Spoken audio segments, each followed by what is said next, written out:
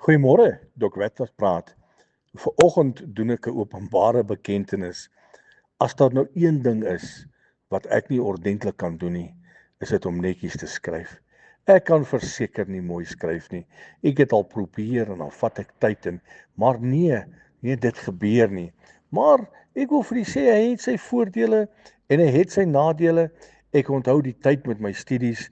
Baie keer is dit so dan het ek nou die antwoord neergeskryf en dan is as ek klaar geskryf het, dan partykeer weet ek nie self wat ek geskryf het nie. En dan is dit so dat die onderwyser of wie ook al dan nou in beheer is, my sal roep en vir my sê, luister, wat het jy hier geskryf?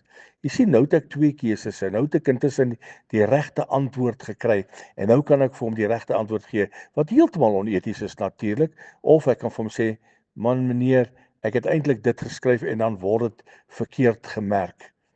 By Jesus is al die antwoorde reg. As jy antwoorde soek, jy hoef nie vir die lektor of daai te vra nie. Die antwoorde vir elke situasie, elke oplossing is by Jesus. Soek jy antwoord op wat ook al die situasie is, soek jy antwoord op 'n besigheidsbesluit, 'n besigheidstransaksie wat jy moet aangaan, 'n huweliksbesluit, wat ook al, die koop van 'n voertuig, 'n huis, maak nie saak wat nie.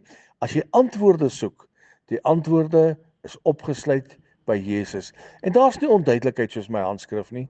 Dis baie duidelik. Jesus gee vir jou in sy woord of hy praat direk met jou iewers, al is dit net in 'n droom, gaan hy vir jou die antwoorde gee. Elke antwoord wat jy soek is by die Koning van Konings. Herlewingsgroete.